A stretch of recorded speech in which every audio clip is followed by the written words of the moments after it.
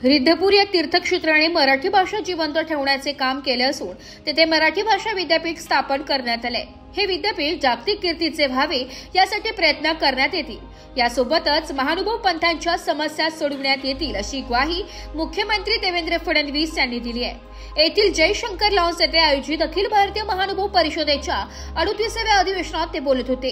यावेळी जलसंपदा मंत्री गिरीश महाजन, शालेय शिक्षण मंत्री दादाजी भुसे, खासदार भास्कर बगरेसर, आमदार प्रवीण तायडे, आमदार अमोल जावळे, आमदार दिलीप बनकर, आमदार देवयानी फरांदे, आमदार सीमा हिरे, माजी आमदार बाळासाहेब सानप, परिषदेचे नवनिर्वाचित राष्ट्रीय अध्यक्ष मोहन कारंजेकर बाबा, महंत सुकेणकर बाबा, महंत चिरडे बाबा, महंत कृष्णराज बाबा मराठे, प्रकाश नन्नावरे, दत्ता गायकवाड आदी उपस्थित होते।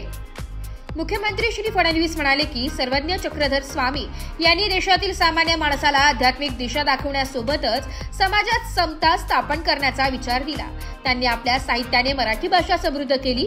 महानुभव विचारांबरोबर मराठी भाषेला अभिजात भाषा म्हणून रुजवण्याचे कामही केले।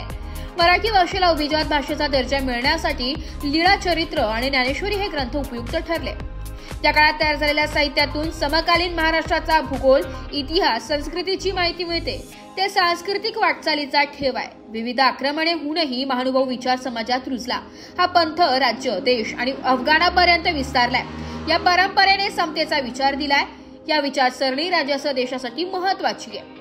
भगवान चक्रधर स्वामींनी महानुभव पंथांच्या माध्यमातून समाजात प्रभू श्रीराम कृष्ण यांनी गीतेतून दिलेला विचार रुजविलाय। तोच संदेश समाजाला दिलाय।